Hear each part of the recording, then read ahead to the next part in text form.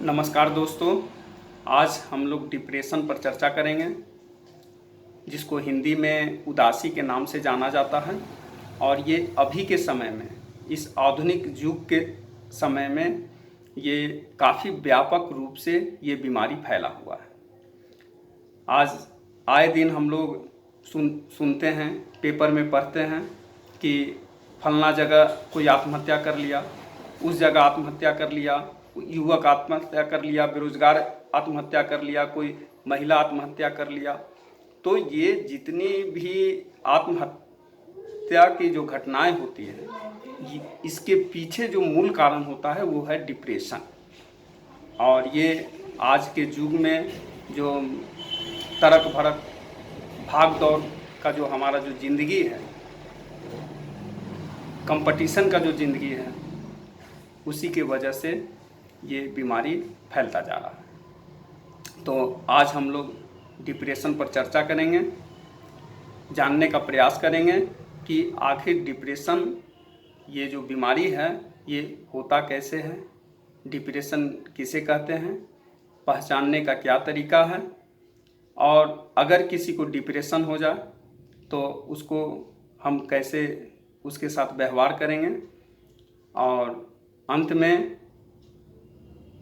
दवा के बारे में मैंने जानकारी दिया है, जिसको अगर सिम्टम देखकर, लक्षण देखकर समय पर अगर दवा खिला दिया जाए तो ये डिप्रेशन बिल्कुल ठीक हो सकता है, और उसमें उसके अंदर जो आत्महत्या करने की जो प्रवृत्ति आ जाती है वो भी समाप्त हो जाता है। तो डिप्रेशन एक ऐसा मानसिक रोग है, दिमागी बीमारी है, जो हमारे प्रगति के साथ, मानव के प्रगति के साथ बढ़ता जा रहा है। या ये कहें कि ये आधुनिक युग का कोई बीमारी है तो गलत नहीं होगा। मानव का जो परेशानी है ये जिंदगी भर आता रहता है। अगर हम एक परेशानी से छुटकारा पा जाते हैं तो फिर दूसरा परेशानी आ जाता है, उससे छुटकारा पाते हैं तीसरा। मतलब जब तक ये ज़िंदगी है तब तक परेशानियां आती रहती है। तो इन्हीं परेशानियों से डिप्रेशन, मानव के अंदर धीरे धीरे डिप्रेशन आना शुरू होता है, उदासी आना शुरू हो जाता है। व्यक्ति में अगर जब उदासी आने लगता है, डिप्रेशन में आने लगता है, तो उसको सोचने में कठिनाई होने लगता है। कोई जितना भी वो सोचता है, कोई भी विचार उसके दिमाग में नहीं आता, कोई भी काम करने में मन नहीं लगता है, चुपचाप बैठा रहता है, एकांत में बैठा हुआ रहता है, शांत चुपचाप। उसके आंखों में कोई भाव नहीं रहता है, न दुख का भाव रहता है, न खुशी का भाव रहता है, कोई भी भाव नहीं रहता है। चलना फिरना, भागना दौड़ना, ये कुछ भी उसको अच्छा नहीं लगता है। भूख में कमी आ जाता है, भूख नहीं लगता है। तो ये जो उदासी आता है ये धीरे धीरे धीरे धीरे बढ़ते बढ़ते अंत में आत्महत्या तक चला जाता है, और वो व्यक्ति जहाँ एकांत मिलता है आत्महत्या कर लेता है।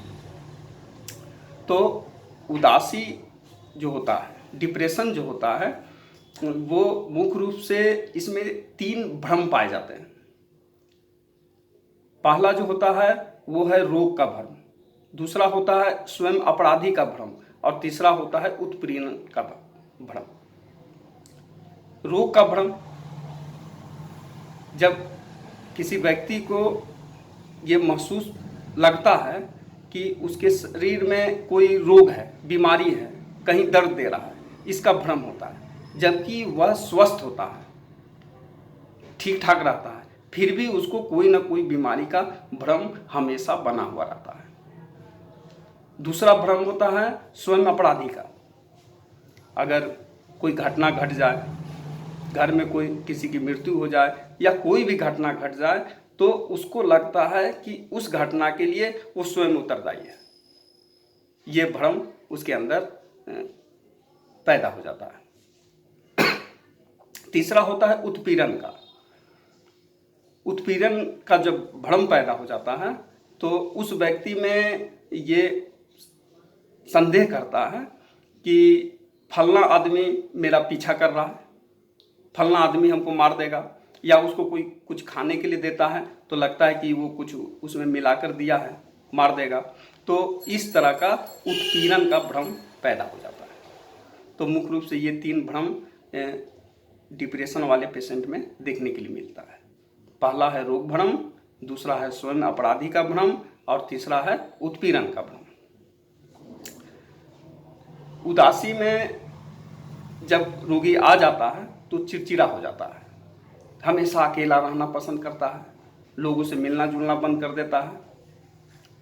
और अगर उदासी तेज हो गया, अधिक बढ़ गया, तो रोगी पूरी तरह बिस्तर पर लेटा हुआ पड़ा हुआ रहता है। अपना कपड़ा भी नहीं बदलता है, खाना पीना बंद कर देता है, दूसरों पर आश्रित हो जाता है। उसके मन में एक ही भावना, प्रमुख रूप से एक ही भावना रहती है, मौत का, कि मर जाना ही ठीक है। और जहाँ एकांत मिलता है, कब वो आत्महत्या कर लेता है कहना मुश्किल है। तो उदासी 2 प्रकार का होता है, एक होता है अंतर्जात और दूसरा होता है बहिर्जात। अंतर्जात में इसका जो मूल होता है वो दिमाग के अंदर गहराई तक छिपा हुआ रहता है। ऐसे रोगी का भूख खत्म हो जाता है, सेक्स की भावना खत्म हो जाता है। जब सुबह रोगी सोकर उठता है तो बीमारी बढ़ा हुआ रहता है, लेकिन जैसे जैसे दिन बीतता जाता है तो शाम होते होते फिर स्थिति में सुधार हो जाता है, उसका मुंह सूखता है। दूसरा होता है बहिर्जात। बहिर्जात जो डिप्रेशन होता है उसमें वो व्यक्ति बाहरी जो समस्या होता है, बाहरी वातावरण होता है, उससे वो मुकाबला नहीं कर पाता। कोई भी घटना घटे, बेरोजगारी की जैसे समस्या हो, तो बहुत प्रयास करने के बाद भी वो सफल नहीं हो पाता है, तो वो एक कारण हो जाता है डिप्रेशन का। शादी विवाह नहीं होता हो या घर में तनाव रहता हो, तो ये सब जो बाहरी वातावरण जो होता है तो उसके बारे में वो अंदर ही अंदर सोचता रहता है, और सोचते सोचते अंत में वो धीरे धीरे डिप्रेशन में चला जाता है, और लास्ट में उसमें भी आत्महत्या की प्रवृत्ति आ जाता है। तो ये जो अगर किसी व्यक्ति में डिप्रेशन का बीमारी आ जाए तो उस व्यक्ति को सबसे अच्छा जो उपाय है इलाज का वो है समझाना। उसको बताना चाहिए कि ये जो भी घटना घट रहा है ये ईश्वर का देन है, भाग्य का विधान है। इस तरह से उसको समझाने का प्रयास करना चाहिए। और ये जो डिप्रेशन आता है वो अधिकांशतः 65 से 70 वर्ष की आयु का जो व्यक्ति होता है उसमें अधिक पाया जाता है। और महिलाओं में जब उनका माहिवारी छूटने का समय आता है तो उस आयु में वो कुछ डिप्रेशन में चली जाती है। तो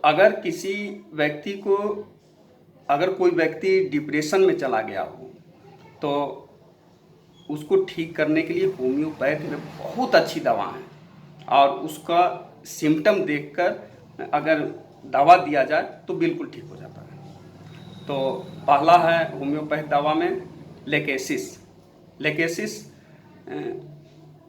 200 दवा वैसे रोगी को देना चाहिए। ये अधिकांशतः महिलाओं में पाया जाता है, फायदा करता है जिनका मेंस छूट गया हो और वो डिप्रेशन में आ गया हो। तो वैसी महिला को लेकेसिस 200 सुबह शाम 4-4 बूंद देने से ये बीमारी ठीक हो जाता है। दूसरा है सीपिया 200 वैसे रोगी को देना चाहिए जो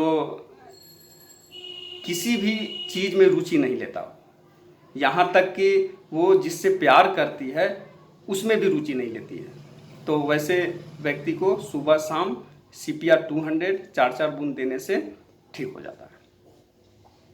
तीसरा दवा है नेट्रम सल्फ। जो डिप्रेशन में आ गया हो, जीवन से तंग हो गया हो, ऊब गया हो, जिसके अंदर आत्महत्या करने की प्रवृत्ति, चाहत आ गया हो, सुबह में लक्षण बढ़ जाए डिप्रेशन का और शाम में अच्छा महसूस करे, वैसे रोगी को नेट्रम सल्फ 200 सुबह शाम 3-4 महीना तक इसको खिलाते रहने से ये बीमारी ठीक हो जाता है। चौथा दवा है नेट्रम मयूर। जो व्यक्ति नमक अधिक खाते हों, नमकीन चीज़ अधिक खाते हों, सुबह 9 से 10 बजे के बीच ये डिप्रेशन का लक्षण बढ़ जाता है, निराश हो गया हो, कोई भी निर्णय नहीं ले पाता हो, वैसे रोगी को नेट्रम मयूर 200 सुबह शाम 4-4 बूंद देने से बिल्कुल ठीक हो जाता है। पांचवा दवा है ऑरममेंट 30। जिस व्यक्ति में आत्महत्या की बहुत अधिक इच्छा हो, थोड़ा सा विरोध करने पर उस व्यक्ति में सहन नहीं हो, वैसे व्यक्ति को ऑरममेंट 30 सुबह शाम 4-4 बूंद देने से ठीक हो जाता है। छठा है इग्नेशिया 200। वैसे रोगी को ये काफ़ी फायदा करता है जो अगर जिस व्यक्ति के निकट का कोई संबंधी हो, उसकी मृत्यु हो गया हो या अपमानित हो गया हो, प्रेम में असफल हो गया हो, जिसके चलते निराश हो गया हो, तो वैसे व्यक्ति को इग्नेशिया 200 सुबह शाम 4-4 बूंद देने से बिल्कुल ठीक हो जाता है। सातवां दवा है पल्सेटीला 30। वैसे व्यक्ति को ये काफ़ी फायदा करता है जो व्यक्ति भावुक प्रवृत्ति का हो, बात बात पर रोने लगे, सभी लोगों से प्रेम और सहयोग करने की इच्छा रखता हो, वैसे व्यक्ति को पल्सेटीला 30 सुबह शाम 4-4 बूंद देने से बिल्कुल ठीक हो जाता है। आठवां दवा है हेलीबोरस 30। वैसे व्यक्ति को ये काफ़ी फायदा करता है जो एकदम डिप्रेशन में चला गया हो, लेकिन कहीं भी अगर बैठता हो तो हाथ पैर हिलता रहता हो, स्थिर नहीं हो, कभी हाथ हिलाता हो, कभी पैर हिलाता हो, तो वैसे व्यक्ति को ये हेलीबोरस 30 सुबह शाम 4-4 बूंद देने से ठीक हो जाता है।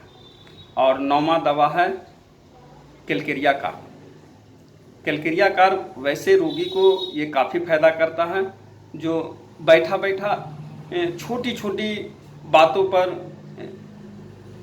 सोचने लगता है, छोटा छोटा कोई घटना घट गया हो, कोई बोल दिया हो, उस पर सोचने लगता हो, अपने बीमारी के बारे में सोचता हो, निराश हो गया हो, वैसे व्यक्ति को कैलकेरिया कार्ब 30 सुबह शाम 4-4 बूंद देते रहने से ये बीमारी बिल्कुल ठीक हो जाता है। तो दोस्तों, मेरा ये वीडियो कैसा लगा? अच्छा लगा हो तो इसको लाइक और शेयर ज़रूर करेंगे। धन्यवाद।